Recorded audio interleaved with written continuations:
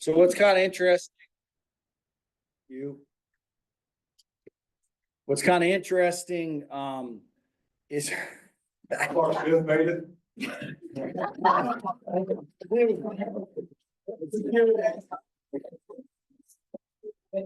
we've been in Ruth for a while here, and so Smith went through, and we're going to go through kind of the same scriptures with the same kind of connotation as he did on a different, but he went a little quicker than I go, man. We've been a while, so just we're just in it, man. But that's what it's about, right? I mean, that's what it's about.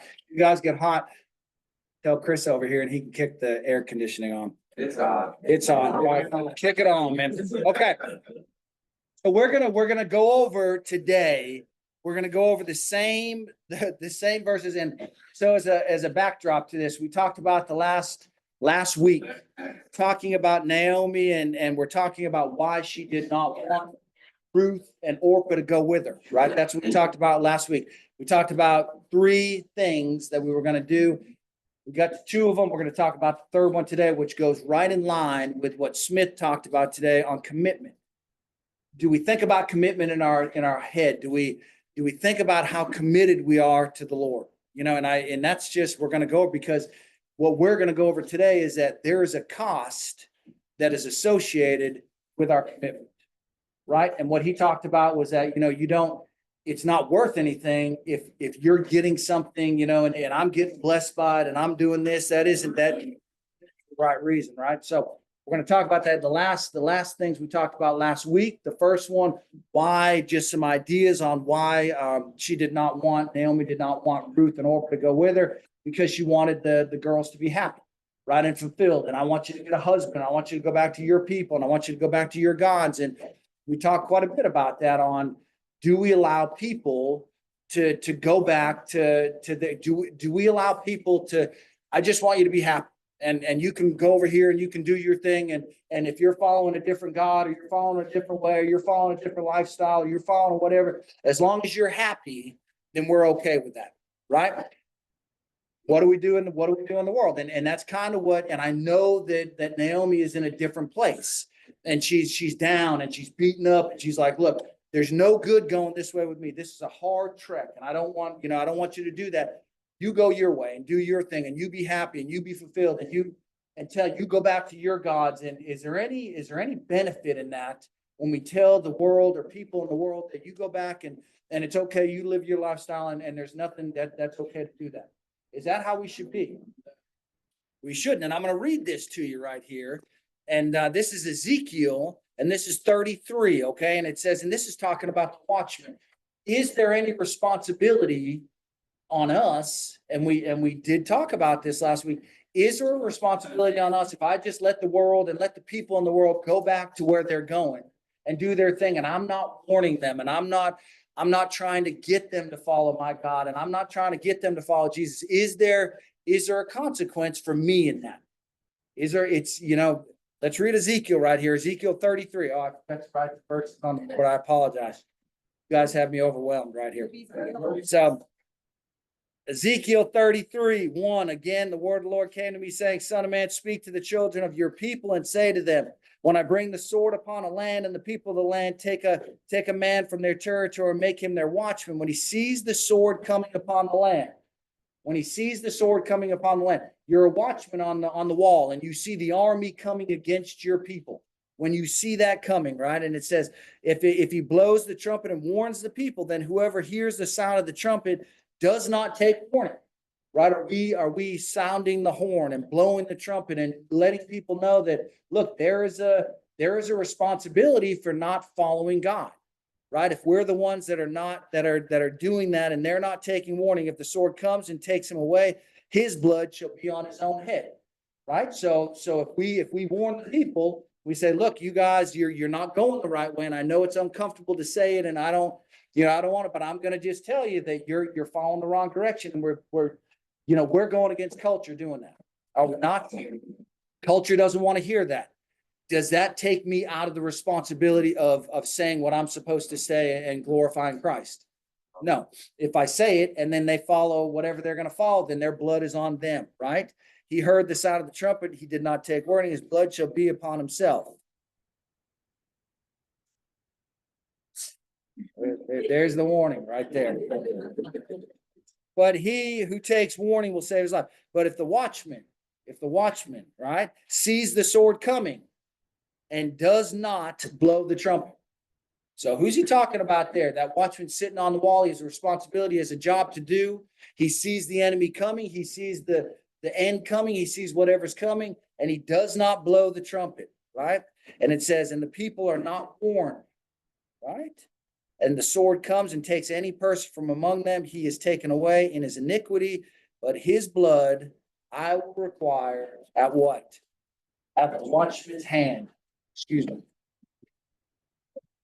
What was that? I will require at the watchman's hand. What's that saying to us? What does that say to us? That we let people do the thing that they want to do, right? That's what Naomi was doing, right? That was the first one. We've got to be very aware of what we are telling people. And man, I know it's not comfortable for us to do it. I know it's out of my comfort zone to tell people that, hey man, you got to live a better life. You got to do better. Not because of me, not because you're pleasing me, but because there's a consequence to pay if we don't. Correct? Okay. Number two was that she didn't want the people in Bethlehem to know just how deeply she had been ingrained in the society of Moab. She didn't want her sin to be found out, right? She didn't want people to know about that. And so she's like, no, I want you to stay there. You just do your thing. I'm going to go back to my place. I'm going to do my thing. And we're not going to recognize that, right? Do we do that? Do we try to bury our sin? Yes. We talked about the pornography group that is here at the church. And that's a men's group. But how rampant is that? How rampant is that? I mean, they say that's huge in the church, but we don't talk about it. We keep it hidden, man. I don't want anybody to know about that. And it just gets worse and worse and worse. Right? We've all sinned, right? If I go out and I steal a pack of gum, or if I go out and I shoot somebody, or if I go out and I does that matter? Sin is sin. Is that right? We have all sinned. What are we supposed to do? We're supposed to bring that to the Lord, bring that to the cross, confess that, repent of it, turn around, and his blood washes over us and he cleanses us, right? Cleanses us from all unrighteousness. Does that mean that we don't have to come back to him and confess again on things? No. What did he tell him when he was washing the disciples' feet? What did he tell them? He said, look, man, Peter's saying, you got to wash my whole body and do that. And he said, I don't have to wash your whole body. I just got to wash your feet. You're clean if you're saved. You're saved, but we got to check ourselves. And man, I'm telling you, we need to check ourselves every day and come back to the Lord and say, Lord, today I messed this up, or I messed that up, or I did this, or, and I need to be cleansed today. We don't do that a lot, right? But let me tell you what, the devil will tell you that you don't need to confess that. You don't need to quit that. You don't need to do this. You're okay. Nobody knows about that. And I'm telling you, is it about anybody else knowing about what we're doing? It has nothing to do with that, right? It doesn't matter if I know about what you're doing, or if you're doing that for the Lord, right? I want to be right with the Lord. So you get right into the portion we're going to talk about today, and it's perfect that the pastor's talking about commitment, right? Commitment, and you're talking about Ruth, and you're talking about how committed she was to Naomi, and Naomi's telling her, go back, man, and you don't need to do this, and and she's saying, I'm committed, right? And so as a group, how committed do we feel? And you're here, and so it's a hard living, and we're going to talk about counting the cost, and just because, and this is hard because I love to have people here in class. I love to have people come to church, but let me ask you this question. Is the thing that we're doing here, am I coming to church? Am I going to a group? Am I going to a men's group? Am I going to whatever? Is that changing our life? Is that changing our life? Because if you're just coming here and listening to some words and taking it in, and you're going home and you're not any different than you were before. If I'm coming to church and I want everybody to come to church because I believe the Lord's going to deal with it there. But if it's not changing my life, do I need to check myself on that? And do I need to look at myself and say, man, I'm still the same as I was, last week, and I'm still doing the same things, and I'm still not committed. Yeah, I'm coming here so people can see me and they know that I'm faithful, and they know that I'm doing this, and I'm giving my money, and that's a great thing to do. But what's the purpose that you're doing it?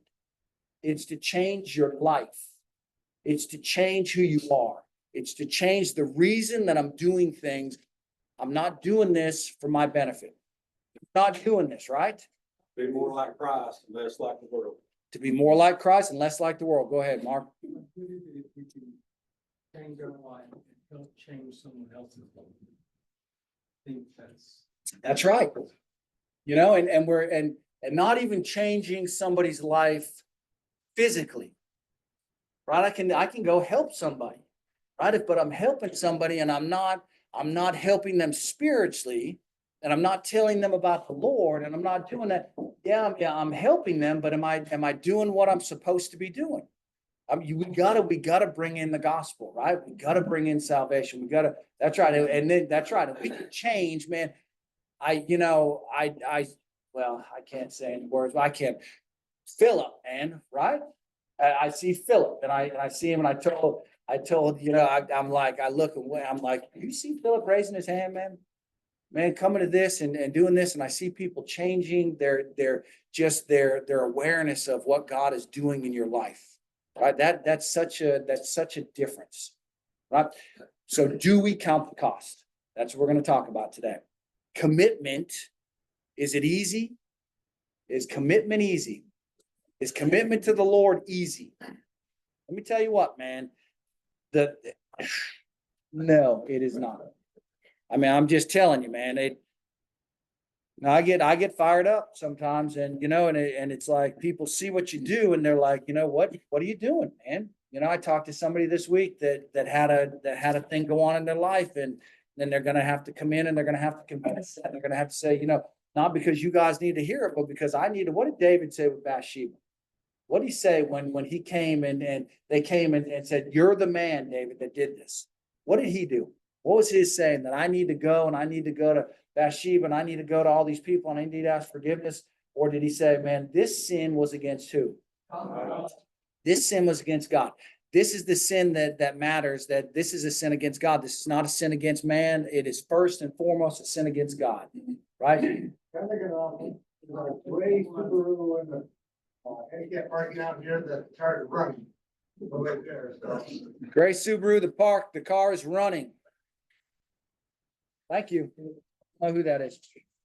So, okay. So talking about this commitment. And we're going out of this we're over here and we're in Ruth. We're in the same verses of Ruth that we were just at. It's Michelle's car. I don't know whose car. Ruth right here, and it says, we're down and I guess we're gonna go read verse 11, but then we said, turn back. Will you go with me? Are there still husbands in my womb? Or may you have husbands? Turn back my daughters. I'm too old. If I should have hope, if I should have a husband tonight, or should also bear sons, would you wait for them till they were grown? Would you restrain yourself from having husbands? Would you keep yourself from being happy? Don't follow me, man. Don't follow me, because that's not going to give you what you need in your life. And Ruth is saying, no, man, I'm committed. Right. So we're going to turn over here and we're going to talk about commitment. And I don't want anybody to, think about, but we're going to talk about what it looks like to be committed. Okay. Committed to Christ. And so we're going to Matthew 8. That's what we're going to talk about right here. We're going to start there. And this is the cost of discipleship, right? The cost of discipleship. And in Matthew 8 right here, we're going to go verses 18. And we're going to talk about verses 18 through 22. Now, this is what is Jesus just finished right here, as we're talking about that? What did he just finish? Tell you what, I guess we packed it out, man. Nothing. Sit on the ground. What did Jesus just finish? The Sermon on the Mount, right? The Beatitudes. He's telling them all this truth. He sees that as he gives them all this truth, and as you go through that, then you get to chapter 8, and it's saying that he's cleansing a leper. Right, he's healing people. He's healing his mother and Peter's mother-in-law. He's healed people in the evening. People are coming to him. People are getting saved. People are, all kinds of things are going on with him. Right, and so then you have in verse 18, and when Jesus saw the great multitude, and get this, that Jesus saw the great multitude about him. He's given this sermon, and he's given this to all these people, and he sees all these people. And does Jesus get worn out sometimes? Yeah, I mean, he's human, man. We got to understand that he is human, right? He sees this multitude. He's been preaching to this multitude. He's like, man, I just need a break. No, I just need a break, is what he said. There's nothing wrong with needing a break either. It says he needed a break, and he said to the multitude, he said, he gave a command to depart to the other side. He said, look, I'm getting in the boat, man. My disciples get in the boat, and we're going to the other side. We're getting away from the crowd. I just can't do it. And I'm just need a little break. And so you have this guy come up to him. Then a certain scribe came to him. What is interesting on a scribe coming to Jesus? Tell me what is that? What's interesting about that? Would this scribe ever come to Jesus? What is a scribe, first off? He's a writer of the gospel, and I mean, Jesus was the gospel. He was the word. Jesus was the word. This The words and to the word. right. This is a scribe that is a theologian, right? He's educated. He's a writer of the word. What did they feel about? What did the scribes feel about Jesus? Yes, Michelle. You like the scribes knew everything. Feel like the scribes knew everything?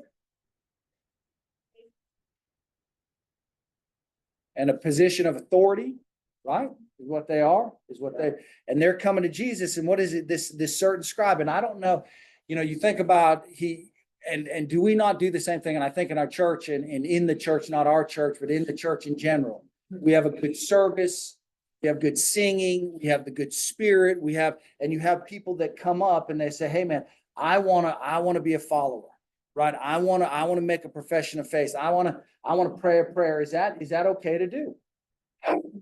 Is that okay to do? Yes. What is the problem with that? Is there a problem with that? In the church today, is there a problem with that? Just stops there, yeah. What do we do? What do we do as a church? What do we do is we have an altar call, we do whatever, and yeah, you're come up and you can say a prayer, and we're going to pray and stand in your seat and we're going to pray or whatever.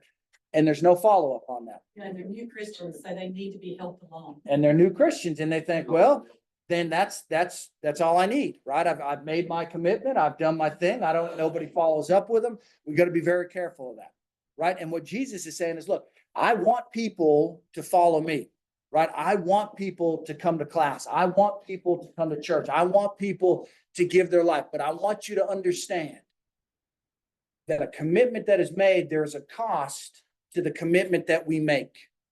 I don't think we get that portion, right? I don't think that we get that there's a cost to the commitment. And Jesus would love it because what is his scribe? I mean, who are the people that Jesus has following him? Who are the ones? Are they the educated? Are they educated? No, they're a bunch of knucklehead fishermen, like Becky. Guys, no, not Becky. Like me, uneducated fisherman, right? In this guy's coming up. He's like, hey man, I heard your sermon. I want to follow you. I want to come to you. And he's thinking, I can offer you something, right? I have a knowledge level. I have and you would think, when somebody comes to me and they're like, I want to be in your class, and it's somebody that is in an upper echelon or somebody that is authoritative, and I'm like, yeah, man, I want you to come to my class. You'd think Jesus would be like that, right? But what does Jesus say to him? What's he say to him? And this is like a scribe coming to Jesus. This is like, I was thinking like a veterinarian, that a high educated veterinarian is going to the farmer, right? That's on the field. And he's going to him and he's saying, man, will you show me, doctor, calling this old farmer a doctor and saying, will you show me how to fix that leg on that calf? This veterinarian's coming to him. This is just a different thing, man. Scribes did not come to Jesus to give their life to him. And Jesus says to him, he says, whatever, I will follow you wherever you go, right? That's what he says. I will follow you wherever you go. And what does Jesus say to him? He says, look, man, you gotta count the cost on this. Foxes have holes and birds of the air have nests, but the Son of Man has nowhere to lay his head. What's he saying on that? He's saying, look, man, this is not, we get this idea that this is easy. And this is going to be easy. He's like, this is not an easy journey to take. And if you look over here in Matthew 13, this is like, as you look at the parable of the sower, and you look at verse 20 and it says, but he who received the seed on stony places, this is who hears the word and immediately receives it with joy, right? Do you have people like that? Are there people that do that? That they receive the word with joy and they're fired up about it? And we have a church full of people that have heard the word, or the church is not full, the church is empty of people that have heard the word and they get fired up. And what does it say? Yet he has no root in himself, but he endures for a while. When tribulation or persecution comes or arises, because the word, immediately he stumbles, right? And Jesus is just being honest with him about what's going on, right? He's saying, look, I want you to count the cost of what it is to be committed to me. And I want to go over here. We're going to go to Luke 14. What does it mean to count the cost to us? What do we think about when we think about counting the cost of following the Lord? Anybody? What cost have I paid any cost for following Christ? If you think about your life, have you paid any cost for following Christ? Huh? So what's the cost? If you think about a cost, can anybody give an example of what you've actually given up to follow Christ? Huh? Relationships, lifestyle. Got to give up our will and accept his will. Huh?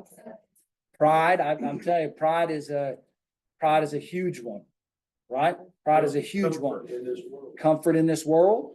You know, so when you think about your week, and you think about, is there anything that you gave up this week? Did you give up anything this week? Count the cost. Let's look at Luke 14 and 25, and we're gonna, and this is, let's go to verse 28 or 27. Whoever does not bear his cross and come after me cannot be my disciple. Whoever does not bear his cross and come after me cannot be my disciple. For which of you, intending to build a tower, does not sit down first and count the cost? What's that mean? When you intend to build your company, you sit down first and you do what? Figure out what it's gonna. Figure out what it's gonna take. I'm gonna figure out a plan. Do I have what it takes? What do we have a lot of in the church? What do we have a lot of in the church or in society in general? What does it say in Revelation about being lukewarm? I mean, what does it mean to be lukewarm? I mean, that's, man, I'm saying that just like this scribe said, man, I'm fired up. I see what your church is doing. I see what your people are doing. I'm excited and I want to follow you and I'm ready to give it all up, man. I'm ready to go. Jesus said, look, man, have you even thought about, I don't have a place to lay my head. We don't have any comfort. We're just doing our thing. He said, look, I want you to count the cost and I want you to sit down whether he has enough to finish it. We need some Christians, do we not? That, man, whatever comes up, right? Like Ruth, I don't care what it is. I'm going to stay the course. I'm not going to let it, and what happens when we make that commitment? What happens? Does that mean my life gets easy? And then I'm gonna be able to roll through, man. I made a commitment to you, Lord, and I'm okay and everything's gonna be good. The devil, you have now put a mark on yourself. You put a mark on yourself, and the devil said, you think so? You think you're gonna follow? You've counted, do you have enough to finish it? Lest after he has laid the foundation, is not able to finish it, all who see it begin to mock him. And how do we relate that to the church in general today? What did the people outside of the church, when we invite them, say to us? When you're a hypocrite, man, you say all this stuff, you don't live it, man. You know, you're making a commitment and then all of a sudden you're getting out here and I see what you're doing on Monday. I see what you're doing on Tuesday. I see you in the gym. I see you over here at the whatever you're at, right? Lay the foundation, not able to finish it, and begin to mock them. Right? This man began to build and was not able to finish. Or what king going to make war against another king does not sit down first and consider whether he is able with the 10,000 to meet him who comes against him? Or else while the others is still a great way off, he sends a delegation and asks conditions of peace. So likewise, whoever of you does not, now listen to this. I mean, I'm telling you, does not forsake all that he has, cannot be my disciple. What do we think about that? I'm gonna tell you what. Start off, I mean, that's the first thing, we're not bear his cross. I mean, for us, back then, I mean, they knew if you bear a cross, you're gonna die. That's it. You pick up a cross, I mean, you're gonna die. If you make a commitment, then you're gonna give it all, right? Right. And when we think about that, what does it look like to give all? How, we think that, you know, man, I'm giving a tenth, right? The percentage of people giving a tenth is probably 20%. So you can look at 2 people out of 10 people in this room are giving a tenth. Right? That's just numbers. I don't know who you are. I don't know what you're doing, man. Well, I'm giving a tenth and I'm coming to church on Sunday and I'm doing that and I'm doing it all. Right? And I know this is a hard message, man, but man, he who does not give it all, he who does not give his life, he who does not just willingly sacrifice all. Right? I think it's tough I got to come back to the church on Wednesday night, man. Right? Don't you know I got things to do? I got to get up in the morning and I've got to do a Bible study and I got to get up 15 minutes early. Are you kidding me, man? Don't you know I give enough? Right? Is that, I mean, I'm telling you, is that our life? Tough, man. Okay. So go down. Let's go back over here to Matthew 8. We're going to go back to Matthew 8. I'm going to read the second portion because this is kind of interesting about counting the cost and what we're giving, what we're willing to give. And you're going over there to Matthew 8. Let me get over to Matthew. And we're going to read the rest of this because this is even weirder, man. This is saying, man, he says to the first one, we don't know if he followed or not. Right? What is the understanding on that? Did that one follow? When he said to him, man, you know, you're a scribe, but we don't have a place to lay our head. Do you ever see anything else about that one? No. So most likely he didn't follow, right? So now you look at this next one. Then another of his disciples said to him, Lord, let me first go and bury my father. What? So what is that? That's an interesting, and the Lord says to him, look, what is it? What does it say? Jesus says, follow me and let the dead bury their own dead. So what does that mean, man? Jesus didn't want him to go to the funeral? Is that what it's saying? It doesn't say that his father was dying or dead. He could have waited for you. What's in the Jewish, I mean, in the Jewish, right? A lot of times that they're waiting for their father to die. So they're waiting and they're running the business as it's going along, and then they're waiting till the death, and they're waiting to take care of that. Then they're waiting to get their inheritance, and they're going to they'll come then. Yeah. Right? He's saying, look, or, you know, look, Jesus, I just don't have time right now.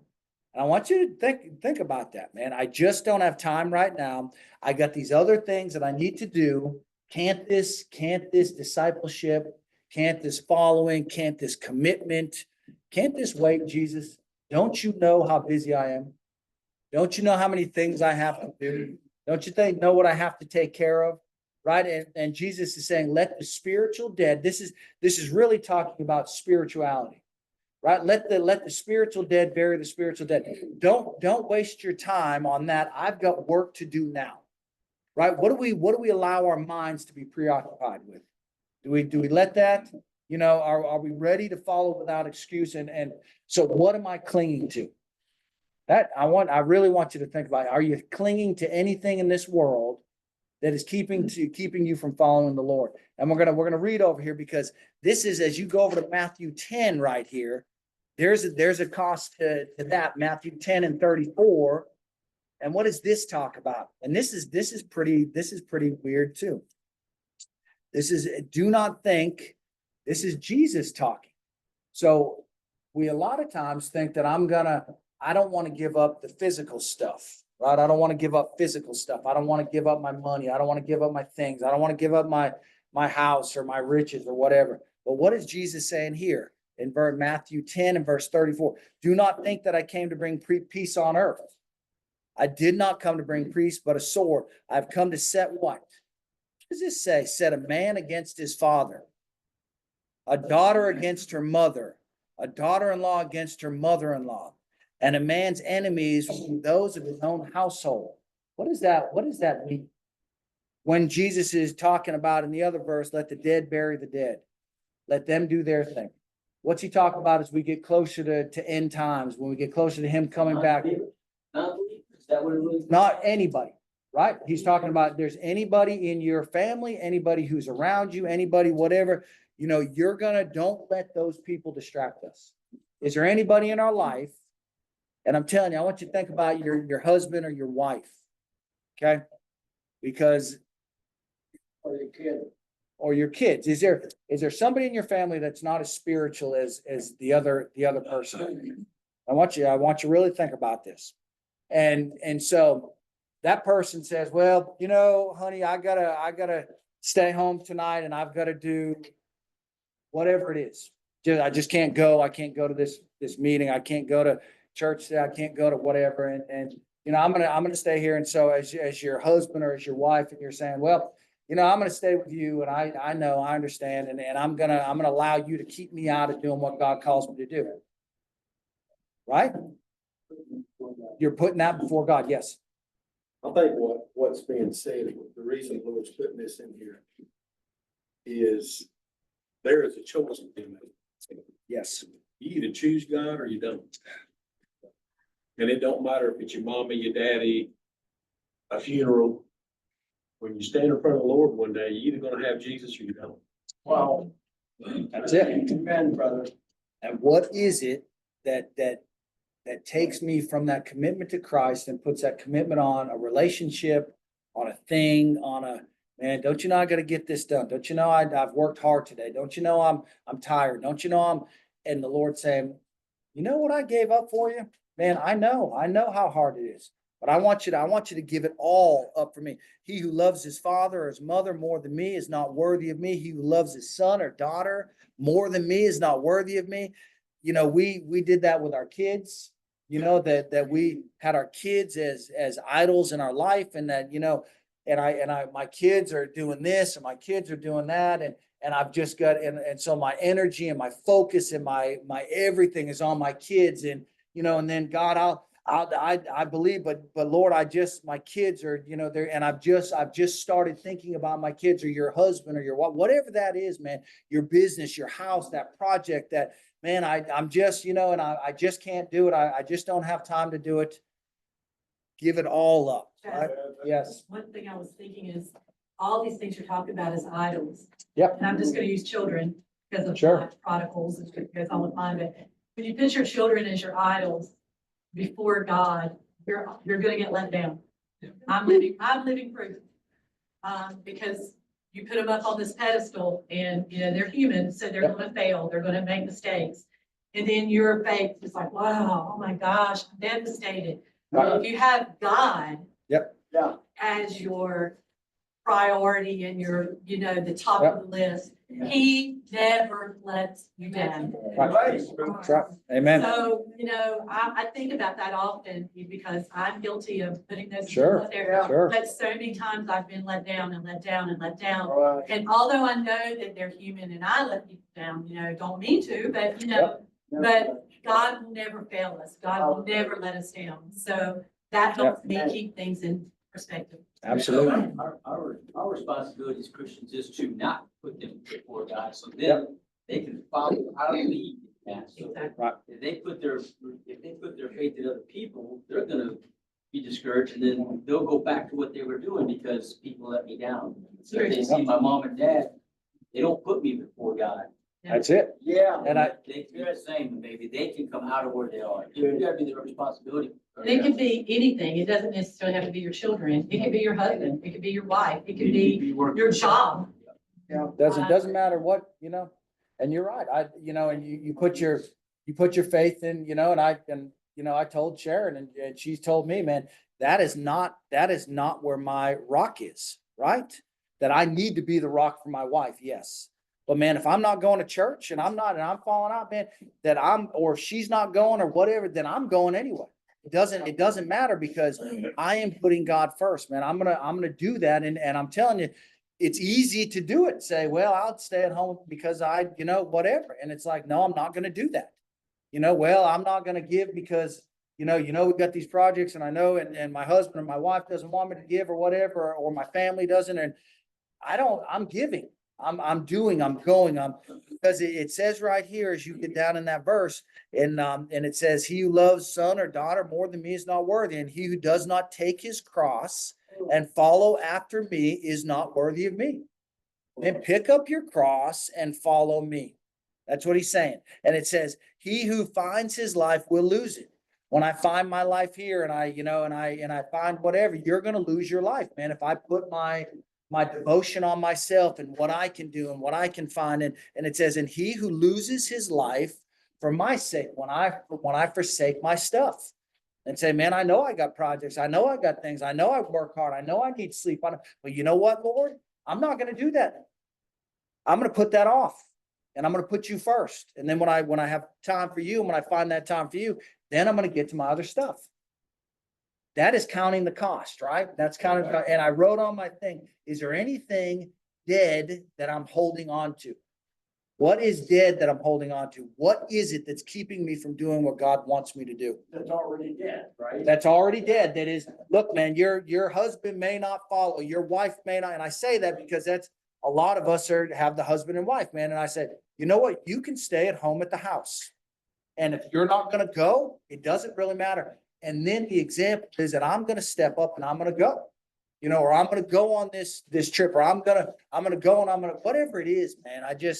That's just really, because she's there. right. I'm not going just because she's there. I'm not going just because, I'm going because I'm doing that for the Lord, But that commitment can turn into invitation. That commitment can turn it. That's exactly right.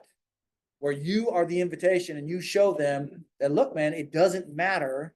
I'm going anyway. And then they're like, man, I'm going to follow this. Right. Chad, recently I was reading some stuff how people are depressed and stuff. So I was reading a little bit about that. And most people who aren't depressed are the ones who are out there serving others. Right? Yes, absolutely. So when it's saying that those who those who find their life, to me that I heard that it's like, so those who find it and are focused on their life become depressed. So they lose their life. Now they're depressed. I thought it was good, and then I became depressed. Those who lose their life for me, which it says the Great Commission, not the Great Commission, but the first two are to love God with all your heart, all your soul, all your mind, and strength, and then to love your neighbors yourself. So those are the two. Well, then you lose your life to go do those two things, you gain it back. Now I'm not Gain it back. Look up here at this thing. When you look at this, opportunities, right? That we offer opportunities as a class to do things for the Lord. As I get those opportunities, what do I do individually? I serve other people. Right. And what do I get when I serve other people? Experience healing, man. I get healing in my life. I tell people, man, they're like, man, my life is a wreck, man. And I just don't have any peace and I just don't have anything. And I'm like, so who have you served lately? What have you done? What have you given up of yourself to serve somebody else? Because when you do that, like when you go to Belize and you do that, what do you get when you do that? I mean, you experience healing. Yes. So it makes me think of, you're being a river, you're not receiving these things from God and becoming a stagnant pond. There you You're go. allowing it to be a river, to receive these things in Christ and let it flow into other people, because Right. that's where it's at. That's where it's at. That's exactly right. Yep.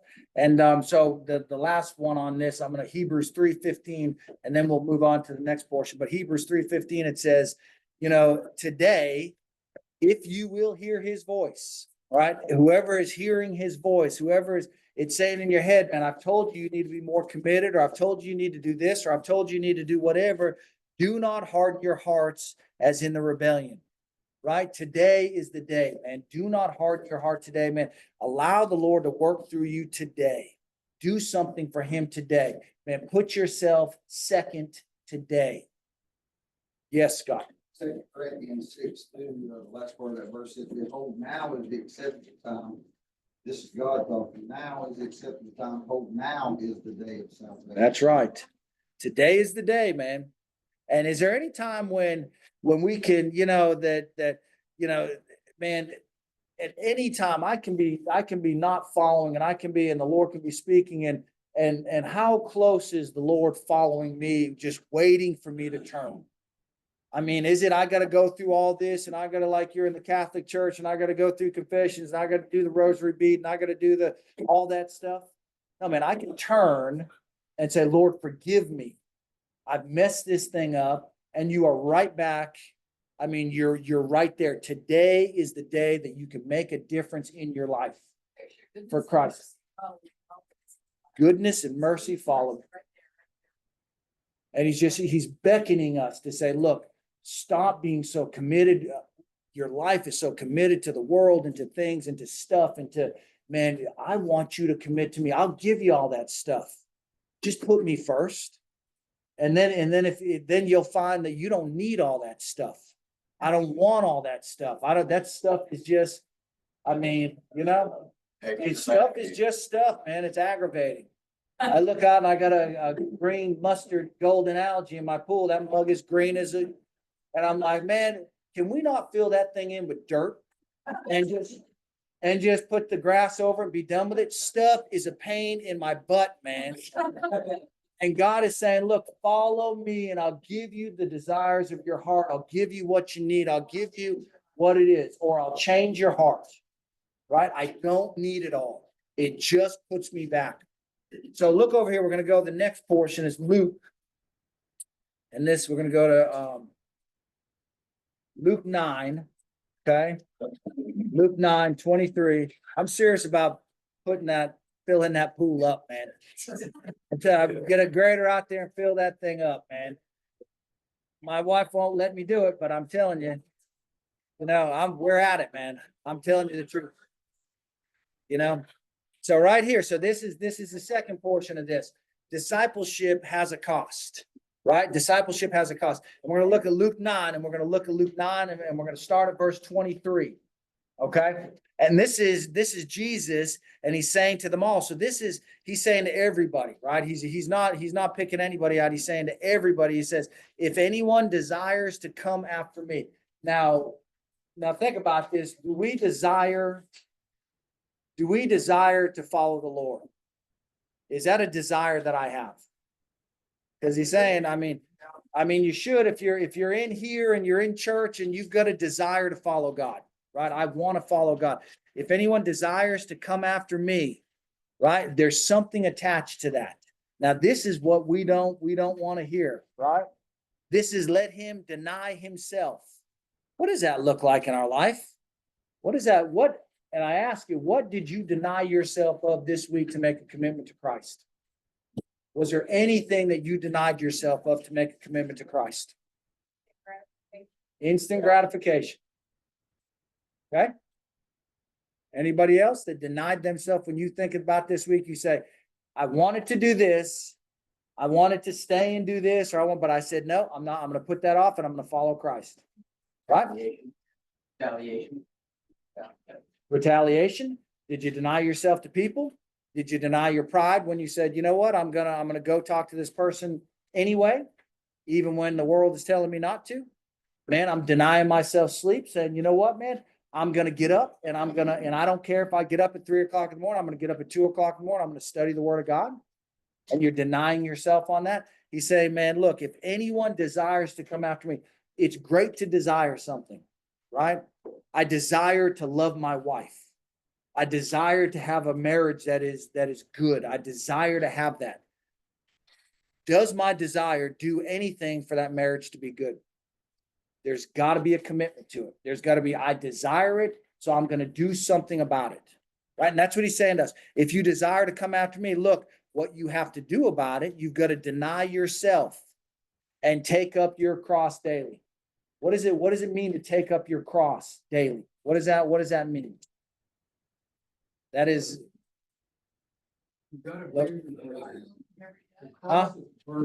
cross is a burden. Submit. Not a one-time, Man, every day. man, that's the thing that we miss a lot, right? That when you think about that, you've got to deny yourself. We think about this when you talk about that I'm going to deny myself and I'm going to deny myself, one time, and I make a commitment to Christ, and I'm going to go up in front of the church and I'm going to deny myself that time and my pride and my whatever, and then it ends right there. Is that what he's saying? I mean, he's saying, man, every day, take up your cross daily and follow me. What does that look like in our life? Am I taking up my cross? Am I bearing the burden of Christ on a daily basis?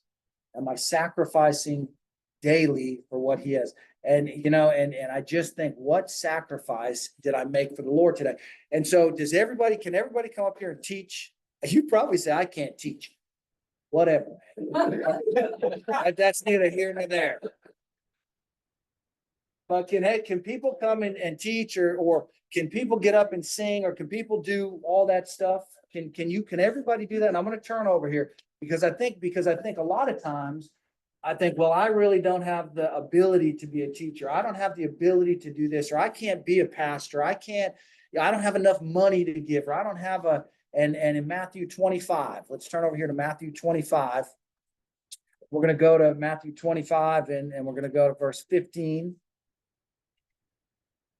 Okay, Matthew 25 and 15, because I want you to get this, man, that when it talks about denying yourself daily, is that saying only people that have certain abilities, only people that have certain amount of money, only people that have a certain amount of influence? I want you to deny yourselves. He said, anybody that comes after me, deny yourself daily. And you look over here in Matthew 25 and 14. And the parable of the talents, right? For the kingdom of heaven is like a man traveling to a far country who called his own servants, delivered his goods to them. And by the way, there is no clock up on the wall. So I don't know what time it is. 11:27. We got 30 more minutes. No, I'm kidding. We'll get through this right here, right? Yeah, Sharon gave me the finger last week. Okay. For the kingdom of heaven is like a man traveling to a far country who called his own servants and delivered his goods to them. And look, I want you to recognize this, okay? And it says, and to the one he gave 5 talents. Okay. To another he gave 2, and to another he gave 1. To each according to his own ability, and immediately he went on a journey. Listen, man, the Lord has given us all. What does it say that in the body of Christ? What does it say in the body of Christ? Are we all hands? Are we all feet? Are we all eyes? We all have our different, we all have our different gifts. We all have our different roles. We all have different things that I've been blessed with. And it says, look, and he gives some more than others, right? He gives some the ability, like Smith, to get up in front of the church and to preach and to see that. And he's give other people the ability to write a card out, right? And send a card out, to send a text out, whatever. And it says each to his own ability. Don't ever mark your ability against somebody else's ability. Don't ever let anybody tell you, man, that look, you're just not enough, man. You know, don't, because do people tell us that? Does the world tell us that? Oh, yeah. Yeah. And they're like, man, and they make you feel bad. They make you, oh, look at this one is up and they're doing this. And look at me, I don't have anything. And what can I do, man? Don't ever let anybody tell you that, man. The Lord has gifted you. He's given us all gifts, right? And he expects us all to use them, each according to his own ability. Immediately went on a journey. He would receive the 5 talents, went and traded them, made another 5. Likewise, he received two, gained 2 more, right? Who received 1 went and dug a hole in the ground. Dug a hole in the ground and he hid his Lord's money. And the Lord comes back. And I want you to see the response of the Lord, right? And this is a parable for us. It's a parable for what am I doing with the commitment that I have for Christ? What cross am I bearing daily? What am I doing that is making a difference? And it says, so in verse 20, he who had received 5 talents came and brought 5 other talents, saying, Lord, you delivered to me 5 talents. Look, I've gained 5 more. And I took what you gave me and I used it, right? And I did something with it. And the Lord says, good, well done, good and faithful servant. You are faithful over a few things. I will make you ruler over many. Right? Enter into the joy of your Lord. Man, you did great because you had all this stuff and you went out and you made more and you doubled it and you came in and come in here, man, you're a great servant. Right? And then it says he who had received 2 talents came and said, I delivered me 2 talents and I've gained 2 more. So what was the response of the Lord? Verse 23, his Lord said to him, well done, good and faithful servant. You have been faithful over a few things. I will make you ruler over many. Enter into the joy of your Lord. What was the difference in what he said? There's no difference, right? What God has given me, God expects me to do. What God's given you, God expects you to do. You pick up your cross and bear it daily. I pick up my cross and bear it daily. I know what God's telling me to do, and it depends on how faithful I'm going to be with what he's given me. You know what God's told you to do, and you know how faithful you are with what he's given you. Right? But Not asking. not asking for more till you're faithful. He's not gonna give you more if you're not using what you got. Right? And I wonder why can't I ever, do more? And why can't I ever get, because you're not doing anything with what you got, man. Don't expect a promotion when you're a dog on the job, man. Yeah. And you're not doing anything. 'Cause you ain't gonna get it, right? So don't think I'm gonna get a promotion with God and say, man, you're gonna give me more and when you're not doing what you need to do now. Right? Period, man. But what's he said this last one? Then he who received 1 talent came. Lord, I knew you to be a hard man, reaping where you have not sown and gathering where you have not scattered. I was afraid and went to hid your talent on the ground, and look, there you have what is yours. So what's he saying to him, man? What's that one that had the 1 talent saying to the Lord? What's he saying? Huh? Never knew his master, He never knew it, man. never knew him. Never knew what he needed. Right. And he's saying, man, I'm gonna give an excuse because I know how hard you've done, and I didn't want to lose that. I didn't want to do whatever, and I didn't do anything with it. And the Lord's like, okay, it's okay, man. I understand. Yeah. I understand that you're afraid and you don't want to do that. Is that what he says to us? Now, we have an expectation. He expects us as Christians, as a follower of God, to take up your cross daily, right? And he says, but his Lord answered, you wicked and lazy servant. Do you want to get to the judgment seat? And even if I'm saved and I've done nothing with my salvation, and that's where you receive the good that you've done and you receive the reward. And he says, that Chad, you were saved and you just kind of puddled along and didn't do anything. Or I think that I'm doing something for Christ and I end up at the white throne judgment. And he says, depart from me. I never knew you, man. You pretended a good game. You acted a good way. But it was all about you. You're not coming in. It also reminds you of not having faith. It reminds you of the Israelites when they were getting manna every day, and God says, don't store it up. And they stored it up because they're not counting on him to continue to bless them. Same thing there, you're just storing it up and you're not releasing it back into the world. You're not giving it out, man. That's right. I don't know, and I don't know, what we're doing. But if you look over there, 2 Timothy 4:7, and you're talking about Paul, and he says, for I am already in verse 6, 2 Timothy 4:6, and I'll quit. For I'm already being poured out as a drink offering. Time of my departure is at hand. And look what Paul says right here in verse 7. I have fought the good fight. Yeah. I have finished the race. I have kept the faith. Right? Finally, there's laid up for me crown of righteousness, which is the Lord's, the righteous judge, who will give to me on that day, and not to me only, but to all to those who loved his appearing. And there is a treasure that we have, and I didn't get to that. The reward that there is for following, there is a cost to discipleship. There is a cost to following God.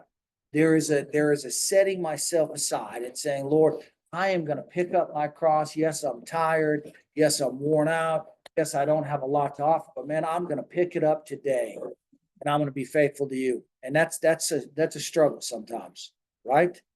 But there is a benefit to that, man, we have eternal life. There is a crown that is laid up for us that does not perish, right?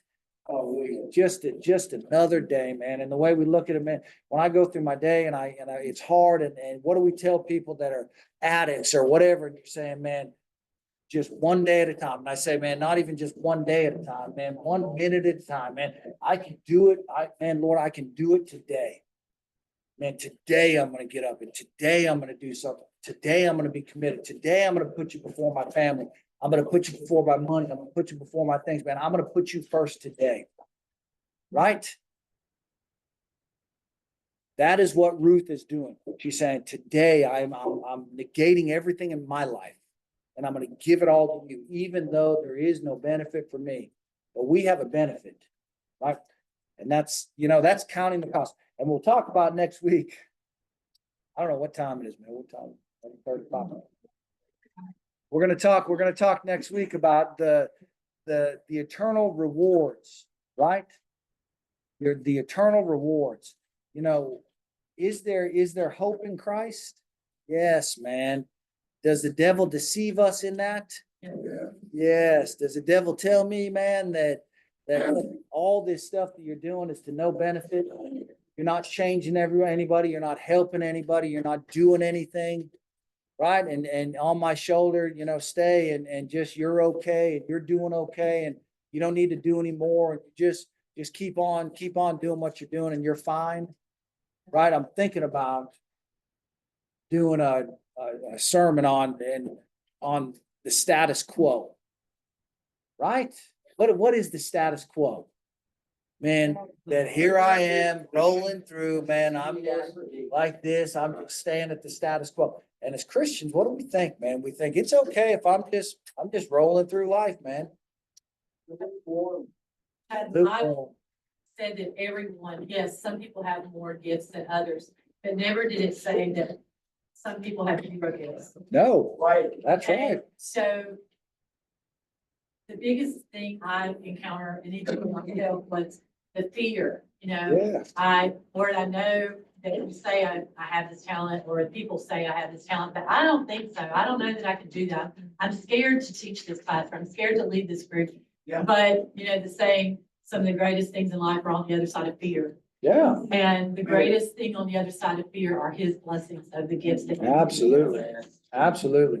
Blessings you get from things that you fear that you might not accomplish is so overwhelming after you do it, it's well worth it. Yes. That's why I say just do it. Just do it.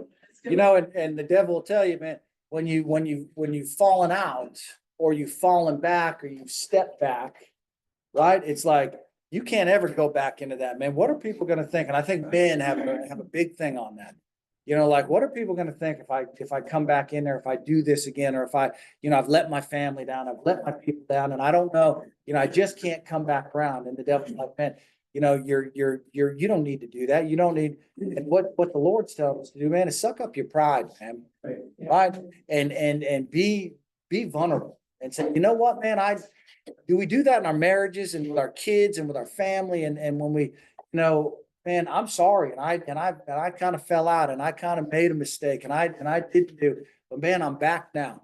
And you're thinking just like when Naomi goes back with, and Ruth and she's thinking everybody's gonna, dog her and I can't go back. What do, man? They welcome her in with open arms, man. And that's what, God is just waiting for us to come back and saying, look, man, man, we have missed you. We love you. We are, man, come back in and stop missing the blessing that I want to give you. That's for all of us. I mean, and we are here, right? Let's do something to make a difference. Let's make a change, right? Let's commit ourselves to doing something for Christ and denying ourselves. Okay, I gotta quit. I'm thankful for everybody in here. I'm amazed at all the people in here. Honey, good job today, honey. Good And job. also, I also wanted to tell you that Grandpa Clyde filled his pool. You can do it.